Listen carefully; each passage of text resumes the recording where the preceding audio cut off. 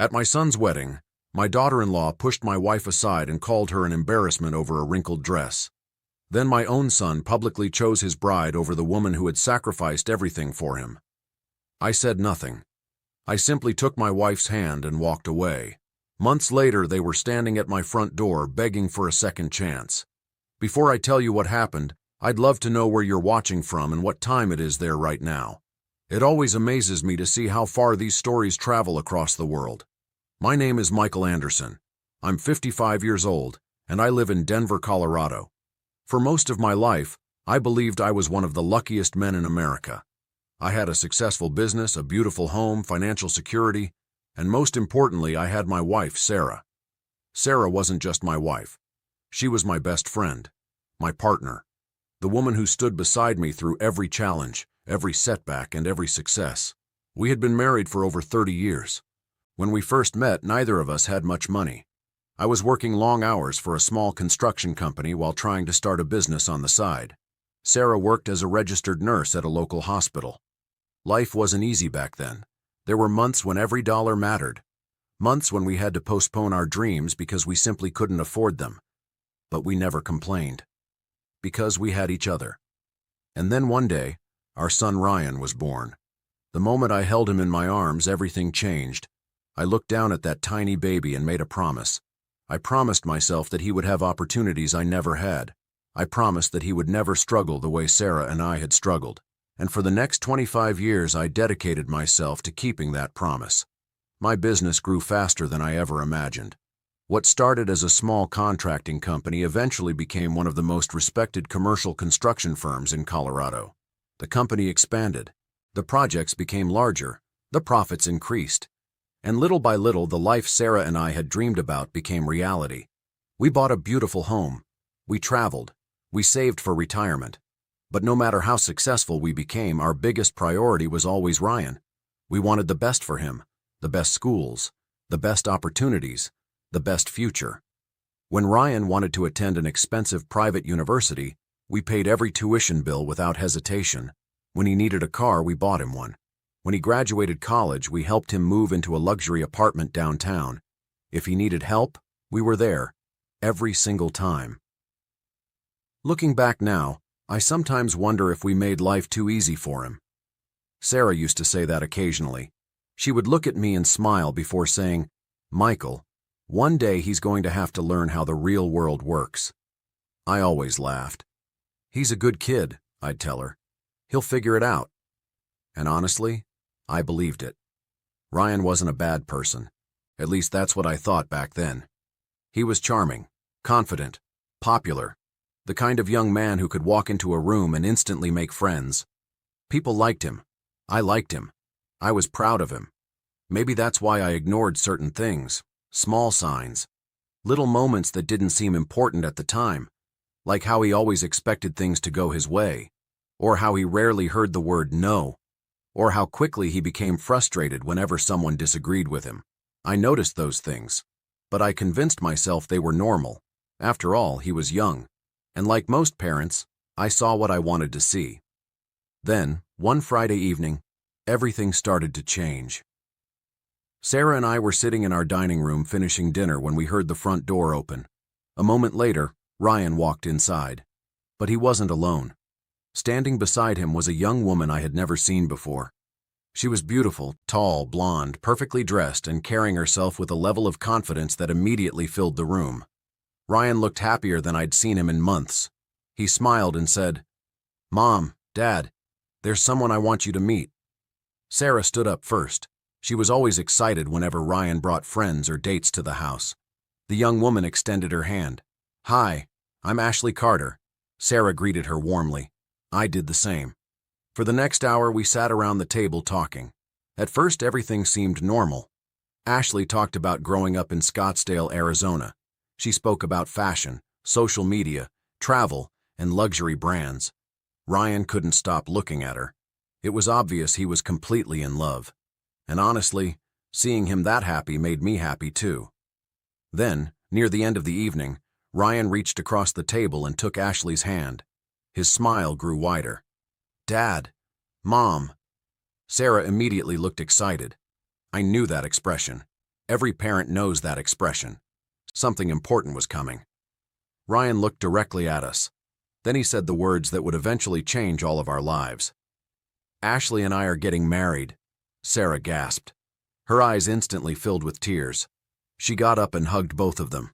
I shook Ryan's hand before pulling him into a hug. For a few minutes it felt like one of the happiest nights of our lives. But while everyone else was celebrating, I noticed something strange. Sarah had become unusually quiet. Later that night, after Ryan and Ashley left, we sat together in our bedroom. Sarah was staring out the window. I asked her what was wrong. She hesitated. Then she looked at me and said something I'll never forget. "Michael, maybe I'm wrong." She paused. "But there's something about Ashley that worries me." At the time, I laughed. I told her she was overthinking things. I told her Ashley seemed perfectly nice. I told her she just needed time to get to know her. What I didn't realize was that Sarah had already seen something I had completely missed, and before long, we were all going to pay the price for my mistake. The morning after Ryan introduced Ashley, I completely forgot about Sarah's concerns. In fact, I was too busy feeling excited. For years, Sarah and I had dreamed about the day our son would settle down and start a family of his own. Like most parents, we imagined future holidays filled with grandchildren, family dinners, and memories that would last a lifetime. Ashley seemed to be the woman Ryan had chosen to build that future with, so I wanted to give her every chance. Sarah did too. Despite her concerns, she never treated Ashley differently. If anything, she tried harder. Over the next several weeks, Sarah regularly invited Ashley to lunch, shopping trips, and family dinners. She genuinely wanted to build a relationship with her future daughter-in-law. At first, Ashley appeared polite. She smiled. She said the right things. She thanked us for dinner. But something always felt slightly off. The first incident happened during a Sunday family dinner. Sarah had spent most of the afternoon cooking. Roasted chicken, homemade mashed potatoes, fresh vegetables, one of Ryan's favorite meals growing up. When everyone sat down to eat, Ashley took one bite and casually said, "My family usually eats at much nicer restaurants on Sundays." The room became quiet. Sarah smiled politely. "Oh, I just thought it would be nice to cook something homemade." Ashley shrugged. "I guess some people like that." Ryan laughed. Actually laughed. Then he said, "Mom, Ashley's just used to different things." I noticed Sarah's smile fade for a second, but she quickly recovered. She changed the subject and continued the evening as if nothing had happened. Later that night, Sarah admitted the comment had hurt her feelings. I told her Ashley probably didn't mean anything by it. Looking back, I was making excuses, and it wouldn't be the last time. A few weeks later, Sarah invited Ashley to go wedding dress shopping. Most future mothers-in-law would have appreciated being included. Sarah certainly did. She was genuinely excited. She spent the entire morning helping Ashley visit boutiques around Denver. When they returned home that evening, Sarah looked emotionally drained. I asked how the day went. She forced a smile. "It was fine. I knew my wife better than anyone." "It wasn't fine." She sat down and sighed. Then she told me what happened. Apparently, Ashley had spent most of the day criticizing everything. Every dress suggestion Sarah made was dismissed. Every opinion Sarah offered was ignored. At one point, Ashley reportedly said, "I think wedding decisions should be left to people with modern taste." When Sarah asked what she meant, Ashley simply laughed and changed the subject. The implication was obvious. Sarah was old, outdated, irrelevant. I felt annoyed when I heard it. But once again, I convinced myself it wasn't a big deal. People have different personalities, I told myself. Not everyone expresses themselves the same way. Meanwhile, Ryan continued defending Ashley no matter what happened. If Ashley interrupted someone, Ryan excused it. If Ashley made a rude comment, Ryan said people were being too sensitive. If Sarah felt hurt, Ryan always found a reason why Ashley wasn't actually at fault. The pattern became impossible to ignore, at least for Sarah. One evening, we were sitting on our back patio watching the sunset over the mountains. Sarah looked unusually serious. "Michael, have you noticed that Ryan never stands up for anyone except Ashley?" I didn't answer immediately, because the truth was, I had noticed. I just didn't want to admit it. "He's in love," I finally said. Sarah shook her head. "No." "What?" Being in love doesn't give you permission to disrespect people. I didn't have a response, because deep down I knew she was right. Unfortunately, things were about to get worse. A month later, Ryan officially announced their engagement. The entire family gathered at a downtown Denver restaurant to celebrate. Friends came, relatives came. Everyone was excited, at least until Ashley started talking about the wedding. Within minutes, the conversation became entirely about money. She wanted the most expensive venue, the most expensive flowers, the most expensive photographer, the most expensive everything. Ryan seemed perfectly comfortable with it. Eventually, Ashley looked directly at me and said, "Well, thankfully Ryan's parents can afford it." The table became quiet. It wasn't a request. It wasn't even a question. It sounded like an expectation. Before I could respond, Ryan smiled. "Dad won't mind." Several people laughed awkwardly. I forced a smile. But something about that moment bothered me. Not because of the money. Money wasn't the issue. What bothered me was the assumption, the entitlement, the certainty that someone else would always pay the bill. After dinner, Sarah and I drove home in silence. Finally, she spoke. "Did you hear the way she talked tonight?" "Yes." "And?" I sighed. "I heard it." Sarah looked out the passenger window. "I don't think Ashley respects us." For the first time, I didn't disagree. Because I was starting to see it too. The problem was that Ryan couldn't. Or maybe he refused to. As wedding planning accelerated, Ashley became even more demanding. She expected immediate responses. She expected people to rearrange their schedules for her. She expected everyone to prioritize her needs above their own. And whenever she didn't get exactly what she wanted, her attitude changed instantly. The warmth disappeared. The smiles disappeared. And underneath was a version of Ashley that was cold, impatient, and surprisingly cruel. The most troubling part? Ryan seemed completely blind to it. Or perhaps he simply didn't care. Then came the wedding planning meeting that changed everything. It happened 3 months before the wedding. Several family members had gathered to discuss final details, venues, decorations, guest lists, photography. Everything seemed normal at first. Then Sarah politely offered a suggestion regarding the reception seating arrangement. Before she could finish speaking, Ashley interrupted her. What happened next left the entire room stunned, and for the first time, even I couldn't pretend it was harmless. The wedding planning meeting was being held in a private conference room at one of Denver's most exclusive event venues. Around the table sat Sarah, Ryan, Ashley, Ashley's parents, the wedding coordinator, and me. The coordinator was reviewing seating arrangements for the reception when Sarah offered a simple suggestion. She wasn't trying to take control. She wasn't criticizing anyone. She was only trying to help. "I was thinking maybe some of Ryan's grandparents could be seated a little closer to the stage," Sarah said gently. "It might make it easier for them to see everything." Before the coordinator could even respond, Ashley rolled her eyes. Actually rolled her eyes. Then she leaned back in her chair and sighed loudly. "Sarah, this is exactly why professional planners exist." The room instantly became quiet. Sarah looked surprised. "What do you mean?" Ashley folded her arms. "I mean, weddings have changed a lot since your generation." Nobody spoke. Even the coordinator looked uncomfortable. Sarah's face turned red. I could see she was embarrassed, but she remained calm. "Oh, I was only making a suggestion." Ashley gave a short laugh. "Exactly." The room felt frozen.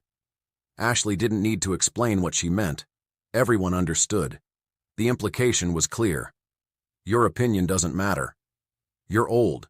You're out of touch. Stay out of it. I looked at Ryan. Surely he would say something.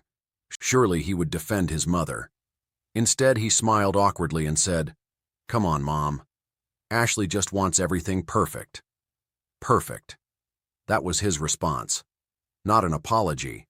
Not a correction. Not a defense. Just another excuse. Sarah immediately went silent, and for the rest of the meeting, she barely spoke. That night, after we got home, she sat quietly in our kitchen while staring into her coffee cup. I knew she was hurt. I sat beside her. "You okay?" She forced a smile. "I'll be fine." But I knew she wouldn't. Not really. Because this wasn't about wedding seating. It wasn't even about Ashley. It was about our son. The little boy we had spent our entire lives protecting. The young man we had sacrificed everything for. And now every time someone disrespected his mother, he seemed more interested in protecting his fiancée than protecting the woman who had raised him. Still, neither of us wanted conflict. Ryan was our son, and despite everything, we loved him. So we continued moving forward with the wedding, and moving forward wasn't cheap, not even close. Ashley wanted one of Denver's most luxurious wedding venues. She got it. Ashley wanted custom floral arrangements imported from California. She got those too. Ashley wanted a celebrity photographer from Los Angeles. Booked. Ashley wanted a live band. Booked. Ashley wanted a designer wedding dress that cost more than my first car. She got that too. Every time a new expense appeared, Ryan came to me. And every time I paid. Not because Ashley deserved it, not because I approved of her behavior, but because I wanted my son to have a beautiful wedding. The final cost eventually climbed past $80,000. $80,000. And that number kept growing. One evening, Sarah looked at me while I was reviewing invoices in my office. "Do you think we're doing too much?" I looked up. "What do you mean?" She sat down across from me. "I mean, none of this seems appreciated." I stared at the stack of paperwork. Truthfully, I had been thinking the same thing. Not once had Ashley thanked us. Not once. Every new payment seemed expected. Every favor seemed required. Nothing felt appreciated. But I still wanted to believe things would improve. I still wanted to believe the wedding stress was bringing out the worst in her. Maybe after the wedding, everything would settle down. Maybe she would become kinder. Maybe Ryan would finally notice what was happening. I wanted to believe that. Unfortunately, reality had different plans. Over the next few weeks, Ashley became even more demanding. She called Sarah at all hours of the day. She expected immediate responses. She expected favors. She expected attention. And if she didn't receive exactly what she wanted, she became rude almost instantly. One afternoon, Sarah spent nearly 3 hours helping Ashley choose table decorations. Later that evening, Ashley sent a text message. Not a thank you, not appreciation, a complaint. She blamed Sarah for wasting her time. When Sarah showed me the message, I couldn't believe it. I read it twice, then 3 times. Finally, I looked at my wife. "Why do you keep trying so hard?" Sarah smiled sadly. "Because she's going to be family." That answer broke my heart. Because Sarah genuinely wanted Ashley to love her. She genuinely wanted a relationship. But Ashley wasn't interested in relationships. Ashley was interested in control. The closer we got to the wedding, the more obvious it became. And still, Ryan remained blind. Or maybe he simply chose not to see it. About 6 weeks before the wedding, Sarah and I attended a bridal event Ashley had organized. Most of the guests were Ashley's friends, social media influencers, fashion enthusiasts, people who seemed obsessed with appearances. Throughout the evening, I noticed something. Whenever Ashley spoke about her future, she rarely talked about Ryan. Instead, she talked about lifestyle, luxury vacations, designer brands, exclusive neighborhoods, expensive experiences. Ryan wasn't the center of her dreams. The lifestyle was. And Ryan was simply the vehicle that would help her get there. For the first time, I felt genuine concern. Not concern about money, concern about my son's future. But by then, it was too late. Ryan was completely committed. The invitations had been sent. The venue had been paid for. The wedding date was approaching quickly. Then suddenly, the final week arrived. The flowers were ordered. The decorations were finished. The guests were flying into Denver from all over the country. Everything was ready. On the night before the wedding, Sarah stood in front of our bedroom mirror holding the dress she planned to wear. She looked beautiful, but she looked nervous. "Tomorrow is a big day," I said. She nodded. Then she surprised me. "Michael?" "Yeah?" She turned toward me. For a moment, she looked like she wanted to say something important, something she'd been holding inside for months. Finally, she spoke. "I just hope Ryan remembers who has loved him his entire life." I didn't know how to respond, so I simply walked over and hugged her. Neither of us realized that less than 24 hours later, Those words would become more painful than either of us could imagine, because the wedding day had finally arrived, and with it came the moment that would change our family forever. The photographer had just called everyone together for the official family photo session, and none of us were prepared for what was about to happen. The wedding day could not have looked more perfect. The ceremony was being held at one of the most beautiful venues in Denver. Crystal chandeliers hung from the ceiling. Fresh white roses lined the aisle. A live string quartet played softly in the background. More than 200 guests had traveled from across the United States to attend. Everything looked like something from a luxury wedding magazine, and after everything Sarah and I had invested, our time, our energy, and more than $80,000, I genuinely hoped the day would bring our family together. For a few hours it seemed like it might. The ceremony itself went smoothly. Ryan looked happy. Ashley looked thrilled. Guests smiled, laughed, and celebrated. Sarah sat beside me throughout the ceremony. She looked beautiful in her navy blue dress. Watching her smile made me happy, because despite everything Ashley had put her through during the past several months, Sarah had chosen grace over bitterness. She had chosen love over resentment, and she still wanted this day to be special for our son. After the ceremony ended, guests moved into the ballroom for cocktails, while the wedding party prepared for photographs. The photographer gathered family members near an elegant floral display positioned in front of the ballroom's grand staircase. One by one, different groups were called forward. Bridesmaids, groomsmen, parents, grandparents. Everyone was taking pictures. Everyone was smiling, at least for the moment. Eventually, the photographer called for immediate family. Ryan stepped into position. Ashley stood beside him. Ashley's parents joined them. Then Sarah and I were asked to come forward. The photographer began arranging everyone. "Perfect," he said. "Just move a little closer together." Sarah smiled warmly and stepped slightly closer to Ashley. She wasn't crowding her. She wasn't touching her dress. She simply moved a few inches closer so the photo would look natural. Then it happened.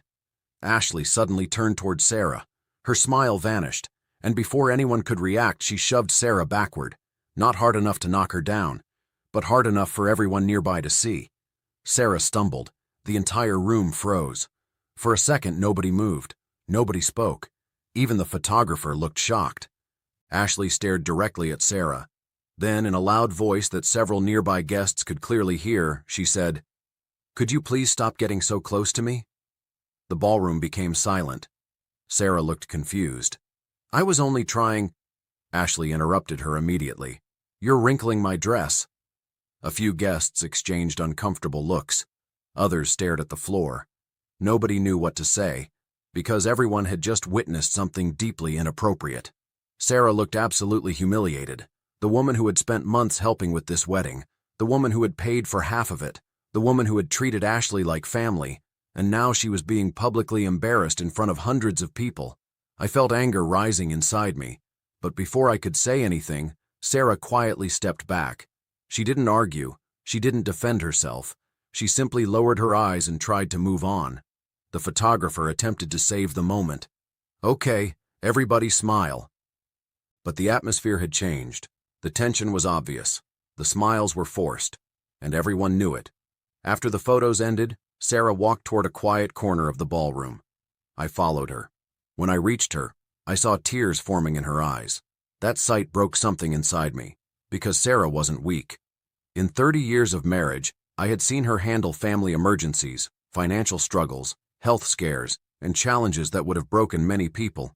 But there was something uniquely painful about being disrespected by someone you had tried so hard to love. "Sarah," she shook her head. "I'm okay." But she wasn't, and we both knew it. I handed her a glass of water and stayed beside her for several minutes. Eventually, she forced herself to smile. "For Ryan," she whispered. She was still trying to protect our son, even after what had happened. That's who Sarah was. Unfortunately, the worst part hadn't happened yet. Because while I was comforting my wife, Ashley was telling her version of the story to Ryan, and whatever she said made him angry. Very angry. I noticed him walking across the ballroom. His expression was different. His jaw was clenched. His face was red. He wasn't walking toward Ashley. He wasn't walking toward the photographer. He was walking directly toward us. At first, I assumed he was coming to check on his mother. Maybe he had finally realized what happened. Maybe he was going to apologize. Maybe he was going to stand up for her. God knows I wanted to believe that. Sarah looked up as Ryan approached. I saw hope in her eyes. A mother's hope. The hope that her son would do the right thing. The hope that he would choose family. The hope that he would protect the woman who had loved him since the day he was born. Ryan stopped a few feet away from us. Several nearby guests turned to watch. The ballroom suddenly felt very quiet. Then Ryan opened his mouth, and with a few sentences he destroyed years of love, trust, and sacrifice. What he said next would hurt his mother more than anything Ashley had ever done. And the moment those words left his mouth, I realized our family would never be the same again. Ryan stopped a few feet in front of us. Sarah immediately straightened herself and wiped away the tears that were forming in her eyes. Even then, she was trying to protect him, trying to avoid creating a scene on what was supposed to be the happiest day of his life. I remember thinking that if Ryan simply apologized, if he simply acknowledged what had happened, maybe we could still move forward. Maybe the damage wasn't permanent. Maybe this family could still heal. But then he spoke, and every hope I had disappeared. "Mom, what exactly are you doing?" Sarah looked confused. "What do you mean?" Ryan let out an irritated sigh. The kind of sigh someone gives when they're frustrated by an inconvenience, not when they're speaking to their mother. "My wedding day is not the time for drama." For a second, I honestly thought I had misunderstood him. Drama? His mother had just been humiliated in front of hundreds of guests, and somehow she was the problem? Sarah looked stunned. "Ryan, I wasn't trying to cause any—" He interrupted her. "Then why are you standing over here crying?" Several nearby guests stopped talking. Others turned their heads. People were listening now, watching. The situation was becoming impossible to ignore. Sarah looked like she had been punched in the chest. "I wasn't crying because of the wedding." Ryan folded his arms. "Then what?" I could see Sarah struggling to find words. She wasn't trying to embarrass him. She wasn't trying to argue. She was simply hurt, deeply hurt. Finally, she spoke softly. "Ashley pushed me." Ryan immediately shook his head. "No, she didn't." The certainty in his voice shocked me. He hadn't even been there. He hadn't seen it happen. Yet he instantly dismissed his own mother. Sarah looked confused. "You weren't even standing there." Ryan laughed, a short, dismissive laugh. "Ashley told me what happened." That sentence hit me harder than I expected, not because of what he said, but because of what it revealed. His fiancée's version of events mattered more than his mother's, more than the woman who had spent 27 years loving him, more than the woman who had stayed awake during childhood illnesses, more than the woman who had attended every game, every school event, every important moment of his life. Ashley spoke. Ryan believed her. That was all it took. Sarah looked devastated. "Ryan," but he wasn't finished. "If Ashley says you were crowding her, then you were probably crowding her." I felt my hands clench into fists. The disrespect was unbelievable, yet somehow it kept getting worse. She wasn't crowding anyone. The words came out before I could stop them. Ryan turned toward me.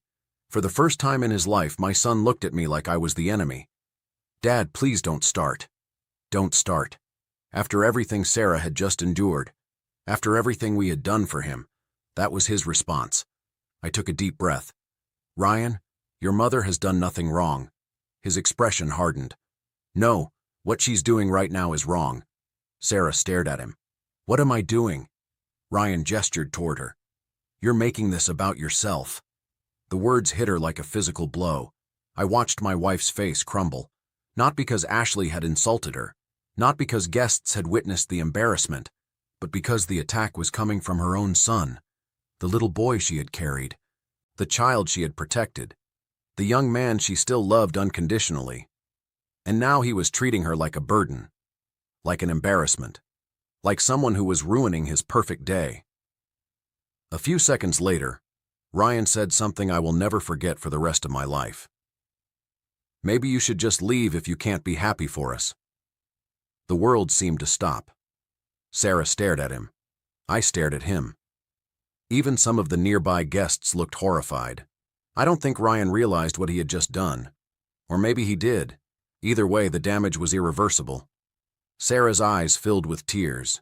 She tried to speak, tried to say something, but no words came out. The pain was simply too much. Then Ryan delivered the final blow. "Honestly, Mom, you're making this wedding uncomfortable." That was it. That was the moment. The exact moment something inside me changed forever. For months I had made excuses. For months I had ignored warning signs. For months I had convinced myself that things would improve. But standing there, watching my wife being emotionally destroyed by the son she loved more than anyone else in the world, I finally saw reality. The problem wasn't Ashley. Ashley was selfish. Ashley was entitled. Ashley was rude. But Ashley wasn't my responsibility. Ryan was. And Ryan had made his choice. He had chosen her. Not just over us. Over basic decency. Over respect. Over family. Sarah suddenly reached for my hand. I looked down. Her fingers were trembling. That broke my heart more than anything else. Without saying a word, I squeezed her hand gently. Then I looked at my son. For a moment, I waited. Maybe he'd realize what he'd done. Maybe he'd apologize. Maybe he'd take it back. But he didn't. He simply stood there, confident, certain he was right, certain we were the problem. And in that moment, I understood something. Nothing I said would matter. Not today. Not here. Not in front of these guests. So instead of arguing, I made a different decision. I took Sarah's hand, and I turned toward the ballroom exit. Ryan looked surprised. "Dad?" I didn't answer. "Where are you going?" Still, I said nothing, because for the first time in my life I had nothing left to say to my son. Sarah walked beside me, quietly, slowly. As we moved through the ballroom, guests stepped aside. Many had witnessed everything. Some looked embarrassed, others looked sympathetic, a few looked angry on our behalf, but nobody stopped us. The music continued playing. The celebration continued, and behind us, Ryan returned to his wedding, as if nothing had happened, as if he hadn't just shattered his mother's heart, as if he hadn't permanently changed the relationship with the two people who had given him everything. 20 minutes later, Sarah and I were sitting silently inside my black Cadillac Escalade in the parking lot. The ballroom lights glowed behind us. Neither of us spoke. Then Sarah finally whispered something that nearly broke me. I don't know where we went wrong. I looked at my wife, the woman who had sacrificed decades of her life for our family, the woman who had just been publicly humiliated, the woman who was somehow blaming herself. And that's when I made a decision that would completely change Ryan's future, a decision he would never see coming. That night after we got home, I made a phone call, and everything started changing. That night after Sarah finally fell asleep, I sat alone in my home office. The house was silent. For more than 30 years, that room had been where I made some of the biggest decisions of my life. Business deals, investments, contracts, expansion plans. But the decision I was about to make was far more personal than any business decision I'd ever faced. I couldn't stop thinking about what had happened at the wedding. I couldn't stop hearing Ryan's words. "Maybe you should just leave. You're making this wedding uncomfortable." The more I replayed those moments in my mind, the more I realized something important. The wedding wasn't the problem. The wedding had simply exposed the truth. The truth was that Ryan no longer valued the people who had spent their lives supporting him. And if he didn't value us while everything was going well, why should I continue sacrificing everything for him? At nearly midnight, I picked up my phone and called someone I trusted, my attorney, David Richardson. David had handled my legal affairs for almost 20 years. He answered the next morning. "Michael, what's going on?" I got straight to the point. "I need to update my estate plan." There was a brief pause. "That's a pretty big decision." "I know." "Something happen?" I stared out my office window. "Yes." David didn't ask for details. He simply scheduled a meeting. 3 days later, I walked into his office in downtown Denver. For nearly 4 hours, we reviewed everything. My assets, my investments, my company shares, my retirement accounts, my properties, everything. And when the meeting ended, my estate plan looked completely different. The future Ryan expected no longer existed. For years I had assumed that one day my son would inherit a significant portion of everything I had built, not because he was entitled to it, but because that's what many parents do. They leave their legacy to their children. However, legacy requires responsibility, and responsibility requires character. I was no longer convinced Ryan possessed either, so I made a different choice. The majority of my assets were placed into structures designed to protect Sarah for the rest of her life. Several charitable organizations we had supported for years were added as beneficiaries. Certain company interests were transferred into long-term arrangements that would continue supporting employees and community projects long after I was gone. And Ryan? Ryan was no longer the center of that plan. For the first time in his life, he would be responsible for creating his own future. When the meeting ended, David looked at me carefully. "Are you sure?" I didn't answer immediately. Then I thought about Sarah sitting alone in that ballroom. I thought about her tears. I thought about my son standing there without a single ounce of compassion. And suddenly the answer became easy. Yes. I signed the documents. And just like that, the future changed. But that wasn't the only change. Over the following weeks, Sarah and I began making other decisions too. For years, our lives had revolved around Ryan. Every holiday, every family event, every major decision, everything had somehow involved him. Now, for the first time in decades, we started focusing on ourselves. Sarah returned to activities she had abandoned years earlier. She joined a local charity organization. She started volunteering again.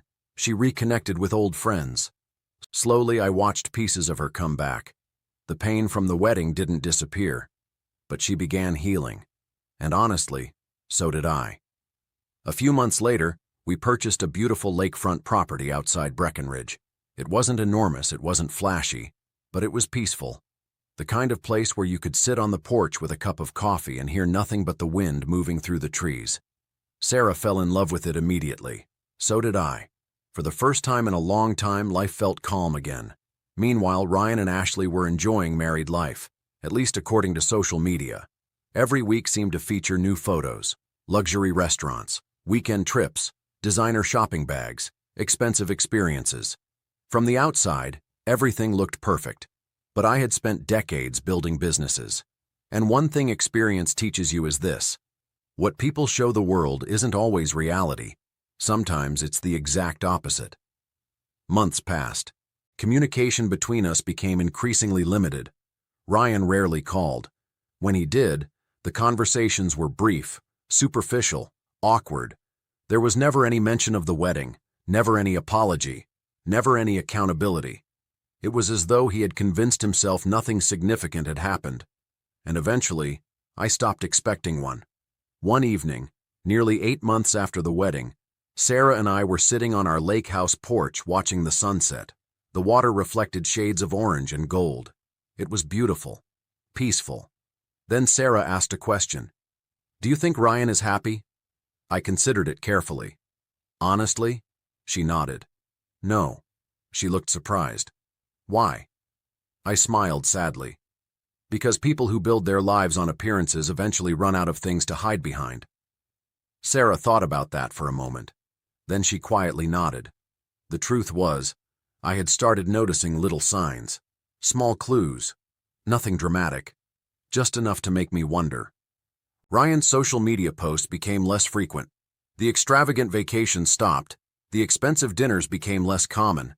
And whenever we did speak, he sounded stressed, distracted, tired. At first, I assumed it was normal.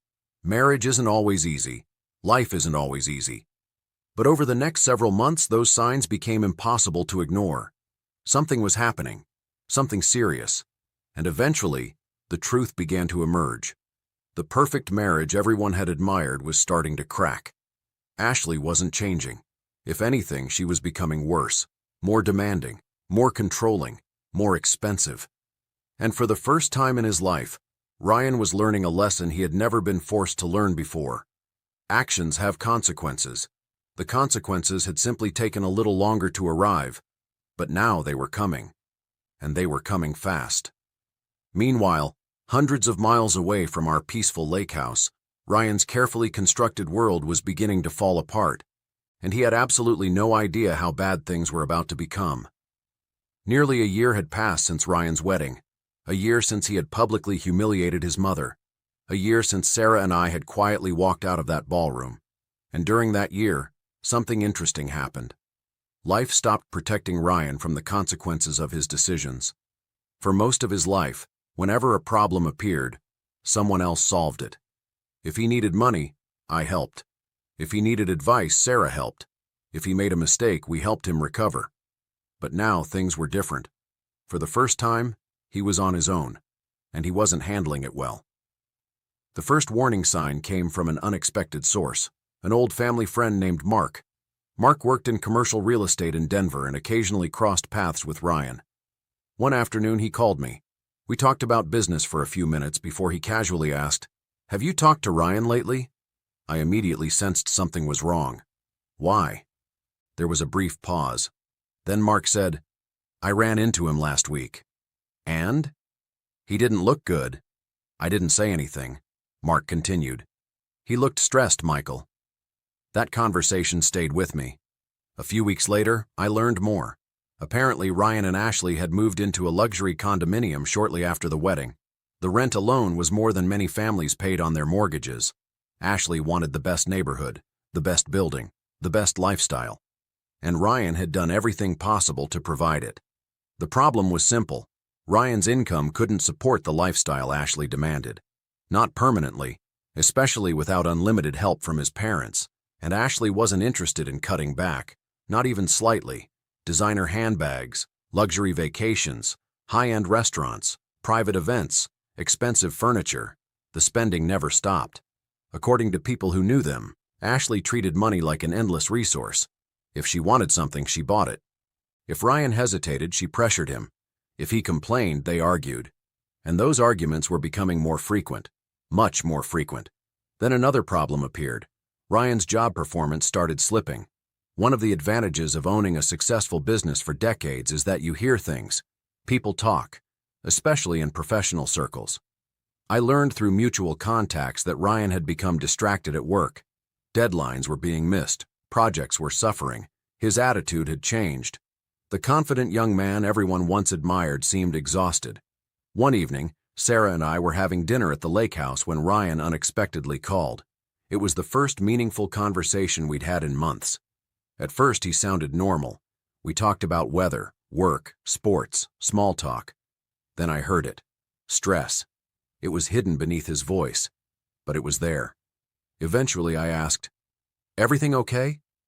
There was a long silence. Too long. Then he laughed nervously.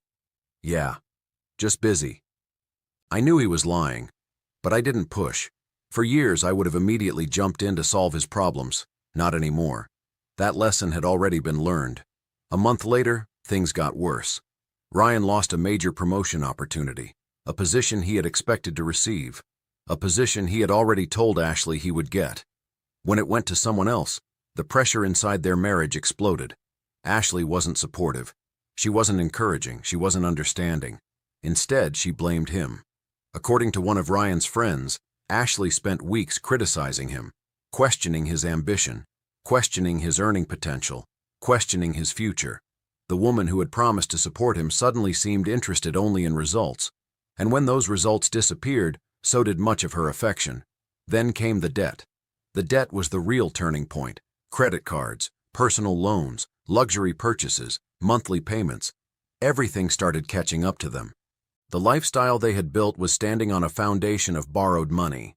And eventually borrowed money demands repayment. Ryan began selling things. First it was small items, then larger ones, then even some of the luxury purchases Ashley had insisted on buying. But it wasn't enough. The financial pressure kept growing, and with every new problem, the marriage became more toxic. The arguments became louder, more frequent, more personal. Neither of them seemed happy anymore. One evening, almost 18 months after the wedding, I received another unexpected call. This time it came from Ryan himself. His voice sounded completely different, not confident, not relaxed, not happy. He sounded defeated. For a moment, I almost felt sorry for him. Almost. Then I remembered Sarah standing in that ballroom. I remembered the tears in her eyes. I remembered the way he had chosen Ashley over his own mother, and the sympathy faded. The conversation was brief, mostly small talk. But near the end, Ryan said something that caught my attention. "Dad?" "Yeah?" He hesitated. Then he asked, "Do you ever regret cutting people out of your life?" The question surprised me. I thought carefully before answering. Finally, I said, "I don't regret creating boundaries with people who repeatedly hurt the people I love." Silence. Several seconds of complete silence. Then Ryan quietly said, "I understand." And the call ended. For the first time, I wondered if he was finally beginning to understand what he had done. But understanding doesn't erase consequences. And consequences were still coming. Fast. Just 3 months later, everything collapsed. Ryan's financial situation became critical. The luxury apartment was gone. Several accounts were delinquent. Debt collectors were calling constantly. Ashley and Ryan were fighting almost every day. And then the final blow arrived. Ashley made a decision that changed everything. A decision Ryan never expected. A decision that left him completely shattered. When I eventually learned what happened, even I was shocked. Because after all the sacrifices he had made for her, after everything he had lost because of her, Ashley walked away, and she didn't leave quietly. She took what she wanted and left Ryan to deal with the wreckage alone. Suddenly, the woman he had chosen over his family was gone. The friends who had celebrated his glamorous lifestyle were gone. The luxury lifestyle was gone. The money was gone. And for the first time in his life, Ryan was completely alone. That's when he finally started looking backward, back toward the people he had abandoned, back toward the parents who had spent decades loving him, back toward the home he had walked away from.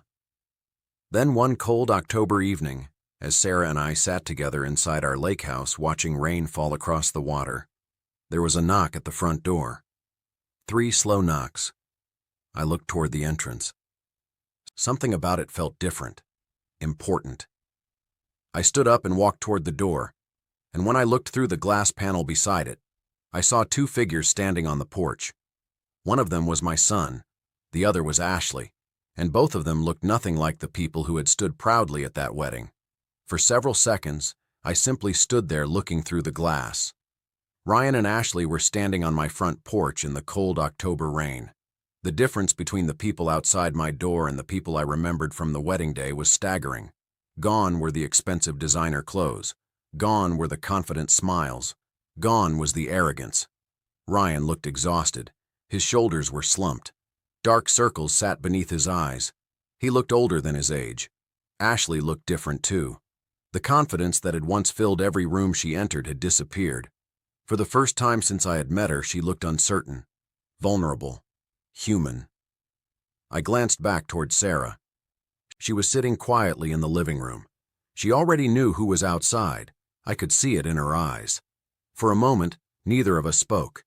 Then Sarah simply nodded. That was all. No anger, no bitterness. Just a quiet nod. I opened the door. The cold air rushed inside. Ryan looked at me. "Dad." His voice cracked. For a second, I saw the little boy I used to know. The little boy who used to run through our house with scraped knees and impossible dreams. The little boy whose future had once meant everything to me. But life had changed. And so had he. I stepped aside. "Come in." They entered quietly. Nobody spoke as they removed their wet coats. The silence felt heavy, uncomfortable. Eventually, we all sat down in the living room. The same living room where Sarah and I had spent countless holidays with our son. The same room where we had celebrated birthdays, graduations, and achievements. And now we were sitting there like strangers. Finally, Ryan spoke. "I don't even know where to start." I remained silent. So did Sarah. Ryan swallowed hard. Then he looked directly at his mother. "I'm sorry." Sarah's eyes softened immediately. Because that's who she was. Even after everything, she still had compassion. But she didn't interrupt. She simply listened. Ryan continued. "I should have never treated you the way I did." Tears formed in his eyes. The wedding. His voice broke again. The wedding was the biggest mistake of my life. The room fell silent. For a long moment, nobody moved. Then Ashley surprised me. She spoke, and for the first time since I had met her, there was no arrogance in her voice, no attitude, no superiority, only regret. "I owe both of you an apology." Sarah looked at her. Ashley lowered her eyes. "I was selfish." That was probably the most honest thing she had ever said. "I thought money would solve everything." She laughed bitterly. It didn't. Nobody argued. Nobody needed to. The evidence was sitting right in front of us. Ryan finally took a deep breath. Then he explained why they were there. The financial situation was worse than I had imagined. Far worse. Debt, legal problems, failed investments, lost opportunities. Everything had collapsed. The marriage itself had nearly ended, several times. And now they were desperate. Ryan looked directly at me. "Dad." I already knew what was coming. "We need help." There it was. The reason for the visit. The reason they had driven several hours through rain to reach our lake house. The reason they suddenly remembered family. For a moment, nobody spoke. Then I leaned back in my chair, and I asked a simple question. "Ryan, do you remember your wedding day?" The color drained from his face. Sarah remained silent. Ashley looked down. Ryan nodded slowly. "Yes." I held his gaze. "Do you remember your mother standing in that ballroom?" His eyes filled with tears. "Yes." "Do you remember what you said to her?" The room became completely silent. Ryan couldn't look at me anymore. He stared at the floor. Eventually he whispered, "Yes." I nodded. Then I spoke calmly. Not angrily, not emotionally, just honestly.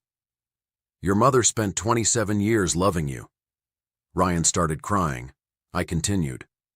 "She attended every game, every school event, every graduation, every important moment of your life." His shoulders shook. "She sacrificed more than you'll ever know." Sarah quietly wiped away tears. "And on the most important day of your life, you treated her like she was an inconvenience." The words hung in the room. Nobody argued, because nobody could. They were true. Ryan finally looked at Sarah. "I'm sorry." Sarah nodded gently. "I know." And she meant it. She truly did forgive him. That was her nature. But forgiveness and consequences are not the same thing. Many people confuse them. I don't. You can forgive someone and still allow them to live with the consequences of their choices. I looked at my son, then I looked at Ashley, and finally I gave them my answer. "No." The word was calm, simple, final. Ryan closed his eyes. Ashley lowered her head. Neither argued, neither protested. Deep down, I think they already knew. I wasn't refusing because I hated them. I wasn't refusing because I wanted revenge. I was refusing because they needed to learn something life had spent years trying to teach them. Responsibility, accountability, consequences. For decades, someone had always rescued Ryan. Every mistake, every problem, every poor decision, someone else had stepped in. Not this time. I stood up and walked toward the large window overlooking the lake. The rain had started to slow. The water was calm again, peaceful. Behind me, Ryan quietly stood. A few seconds later, I felt him place a hand on my shoulder. For the first time in years, it felt genuine. "Dad." I turned around. He looked broken, but he also looked honest. Maybe for the first time in a very long time. "I'm sorry for losing sight of what mattered." I nodded. Then I said something I hope he remembers for the rest of his life. "Ryan, money can be rebuilt." He listened carefully. "Careers can recover." I continued. "Even failed marriages can be repaired." His eyes never left mine. "But once you stop respecting the people who sacrificed everything for you." I paused. "Some losses stay with you forever." Tears rolled down his face. And for the first time since that wedding day, I believed he truly understood. A few minutes later, Ryan and Ashley left. No arguments, No anger, no resentment, just acceptance. Sarah stood beside me as we watched their car disappear down the road. Then she slipped her hand into mine. The same hand I had held while walking out of that ballroom nearly 2 years earlier. The same hand I promised I would always protect. We stood there together watching the sunset break through the clouds. The storm was over, not because karma had destroyed anyone, but because the truth had finally been learned. Respect matters. Family matters. And the people who love you the most should never be the people you value the least. As the last light reflected across the lake, I realized something. Ryan had lost money. He had lost opportunities. He had lost years. But perhaps losing those things had finally allowed him to find wisdom. And maybe that was worth more than any inheritance I could have ever given him. If this story touched your heart, don't forget to like, subscribe, and share it with someone who believes family should be built on love and respect.